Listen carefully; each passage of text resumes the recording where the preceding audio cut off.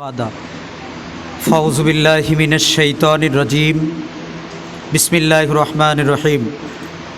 আজকের সংক্ষিপ্ত বক্তব্যের বিষয়, যারা আমরা নতুন এবং পুরাতন আছি, ক্লাসকে কিভাবে আকর্ষণ করা যায়। যে কোনো জিনিসের শুরুতে একজন করে সাহায্যকারী থাকে। সর্বপ্রথম যে সাহায্যকারী থাকবে, ইনার কথাই চিরজীবন মনে থাকবে। যে আল্লাহ আমাদের সুস্থতার সাথে রাখলো, সে আল্লাহ দরবারে শুকরিয়া। সবাই বলি আলহামদুলিল্লাহ। দুরূদ ও সালাম বর্ষিত হোক নবীর প্রতি, সকলে বলি সাল্লাল্লাহু আলাইহি ওয়াসাল্লাম। হিরাগুয়ায় যখন আল্লাহর নবী সূরা আলাকের 5টি আয়াত নাজিল হলো, তখন আল্লাহর নবীর দেহে জ্বর এসেছিল। তার সহযোগী হিসেবে যাই আল্লাহর নবীকে আশ্বস্ত করেছিল, সেটা তার স্ত্রী মা খাদিজাতুল কুবরা।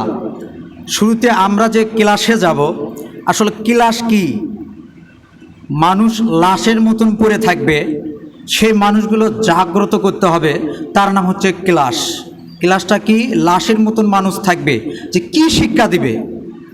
আসলে আমরা জানি পৃথিবীর সর্বপ্রথম মানুষ হচ্ছে আদম আলাইহিস সালাম। সন্দেহ আছে? কথা বলেন। আদম আলাইহিস সালামের সর্বপ্রথম ভাষা কি? কে বলতে পারেন?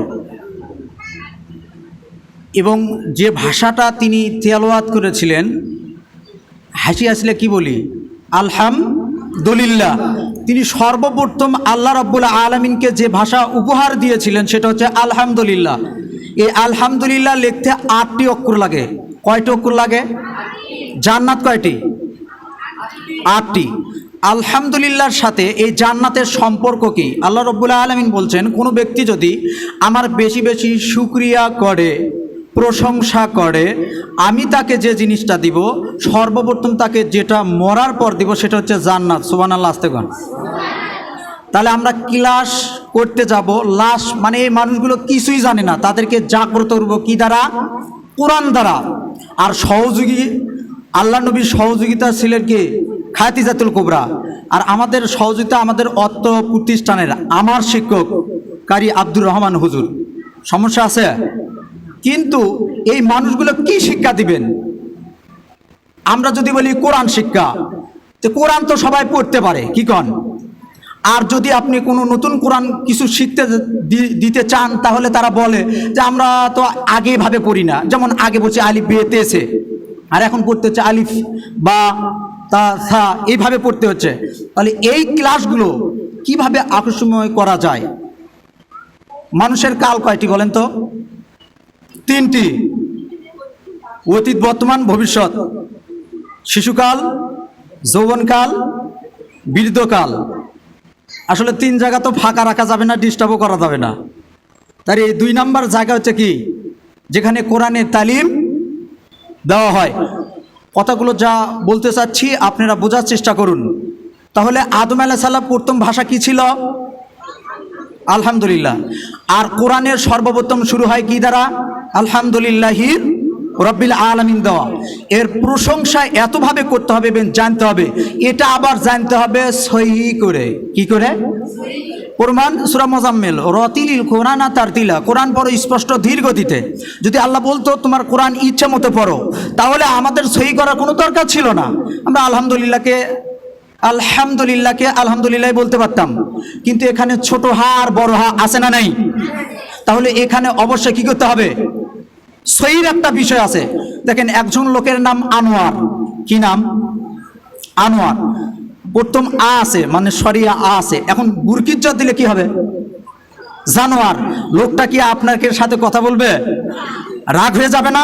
ঠিক তাই আল্লাহ রাব্বুল আলামিন বলছে রাতিলিল কোরআন তারতিলা। কোরআন পড়ো স্পষ্ট ধীর গতিতে। আর আমরা যদি কোরআন ভুল করে পড়ি, কোরআন তাহলে সওয়াব হবে না কি হবে? পাপ হবে না গুনাহ হবে? বলেন। দুটাই হবে, পাপও হবে, গুনাহ হবে। তাহলে আদম আলাইহিস সালামকে সিজদা করতে বলছেন, কে সিজদা করেনি? শয়তান। ইলম কম ছিল না বেশি ছিল? যে মানুষগুলো ব্যাসে পড়তে এসে দেখবেন যে এর চাইতে আমি বেশি জানি, এর চাইতে হুজুরের চাইতে আমি বেশি জানি, জি না, তাহলে এটা আপনার অহংকার হয়ে যাবে। অবশ্যই শিখতে হবে। কেন? আল্লাহ সুবহানাহু ওয়া তাআলা পবিত্র কোরআনের প্রথম ভাষা যেটা বলছেন, ইকরা, পড়ো, বিস্মি রাব্বিকাল্লাযী খলাক, পড়ো তোমার পূর্বর নামে যিনি তোমাকে কি করছেন, সৃষ্টি করছেন। এখন আসুন, এই যে আমাদের প্রথম যেটা কোরআন কারিম বা সূরা ফাতিহা শুরু করি, আউযুবিল্লাহ, জি আউযুবিল্লাহ বলে কি বলি? বিসমিল্লাহ। বিসমিল্লাহর কয়টি হরফ আছে? 19টি। বিসমিল্লাহর হরফ কয়টি? 19টি। আপনি যদি কোরআন পড়তে পারেন বা বিসমিল্লাহর হরফই যদি না জানেন, কি শিখবেন? তাহলে ক্লাসে আকর্ষণ যদি করতে চান, তাহলে বিসমিল্লাহ যে 19টি হরফ আছে, আর জাহান্নামের প্রধান ফেরেশতা কয়টি? 19টি। এই বিসমিল্লাহর সাথে জাহান্নামের ফেরেশতার কারণ কি আছে না নাই? এমন একটা দোয়া আছে যে দোয়াটা বললে 70,000 ফেরেশতা দোয়া করতে থাকে। মানুষ পাপ করে, ফেরেশতারা কি পাপ করে? সে দোয়াটা কি জানেন? সেটা শেখার দরকার আছে না নাই?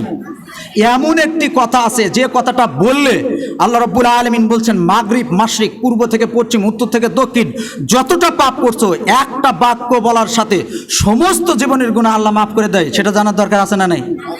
এটা হচ্ছে ক্লাসের আকর্ষণ। জানবার চান? দেখেন, 70,000 রহমতের ফেরেশতা, শুধু এতটুকু একটা দোয়া, সেটা হচ্ছে রুগীকে দেখতে যায় কোনো ব্যক্তি যদি বলে লা বাসা তৌরুন ইনশাআল্লাহ, কি ফজিলত কি? আমি যদি সকালে বলি, সন্ধ্যা পর্যন্ত 70,000 রহমতের ফেরেশতা কি করবে? দোয়া করতে থাকবে। আর একটা আসমান এবং জমিন পর্যন্ত কোনো ব্যক্তি যদি পাপ করে, এত পাপ করছে যে মনে হয় আল্লাহ আমাকে সবচেয়ে বড় জাহান্নাম দিবে। আল্লাহ সুবহানাহু ওয়া তাআলা বলছেন, অতুবু ইলাল্লাহ তাওবাতান নুসুহা, কোন ব্যক্তি যদি তওবায়ে নুসুহা করে, আস্তাগফিরুল্লাহ অথবা আস্তাগফিরুল্লাহ আল্লাযী লা ইলাহা ইল্লা হুয়াল হাইয়ুল কাইয়ুম ওয়া আতুবু ইলাইহি, এটা যদি শুধু বলে, পূর্বে এবং পশ্চিম, উত্তর এবং দক্ষিণ, জমিন এবং আসমান, আসমান এবং জমিন, এত যদি পাপ করে কি করেন, ফিলাপ করে ফেল দেন, আল্লাহ সুবহানাহু ওয়া তাআলা সঙ্গে সঙ্গে ডিলিট করে দিবে। সুবহানাল্লাহ বাজ্জা করবেন। তাহলে এগুলো জানার দরকার আছে না নাই? ওযু করলে ভুল হয় কি হয় না? গোসল করলে ভুল হয় কি হয় না? আপনাকে এই পদ্ধতি থেকে, ওযু থেকে শুরু করে মাসনুন যতগুলো দোয়া আছে সব দোয়া শেখানো হবে। জানেন, আসসালামু আলাইকুম ওয়া রাহমাতুল্লাহ বলতে 28টা হরফ লাগে। কয়টা হরফ? 28 10 কত হয় জানেন? 280টা নেকি হয়। কিন্তু আপনি সালাম দিচ্ছেন সালাম আলাইকুম, নেকি হবে? সালাম আলাইকুম, নেকি হবে? এই পদ্ধতি আপনাকে সেটা শেখাচ্ছে। আর পৃথিবীর জমিনে এই যে বিসমিল্লাহর যে 19টি হরফ, কেন এই 19টি হরফ? কোনো ব্যক্তি যদি কোরআন তেলাওয়াতে, ভালো করে বোঝেন, কোরআন তেলাওয়াতে, নামাজের শুরুতে, চিঠিপত্রের শুরুতে পুরো বিসমিল্লাহির রহমানির রহিম লেখে, কিয়ামতের দিন জাহান্নামের ফেরেশতা তার উপরে কি দিবে? সাক্ষী দিবে যে আল্লাহ জাহান্নাম থেকে বাঁচার জন্য ইনি কি করছেন? দোয়া করছেন। সুতরাং তাকে জাহান্নাম থেকে বাঁচিয়ে জান্নাতে দিয়ে দেন। জোরে কোন সুবহানাল্লাহ। কিন্তু আমরা কি পারি? পারি তো, কিন্তু কি করে পারি? ভুল করে। এই পদ্ধতি আপনাকে সহি করে শেখাবে। আর একটা বিষয় শুনেন, এমন একটি দোয়া আছে যে দোয়া করার সাথে সাথে পিতামাতার কবরে আযাব মাফ হয়। কোন দোয়া? রব্বির হামহুমা কামা রাব্বায়ানি সাগীরা। কিভাবে দোয়া করতে হয় এই পদ্ধতি আপনাকে শেখাবে। আল্লাহ যদি চায় আগামী ক্লাস হলে বুঝান যাবে। আমার ক্লাস শেষ। ওমা আলাইনা ইল্লাল বালাগ। আসসালামু আলাইকুম ওয়া রাহমাতুল্লাহ।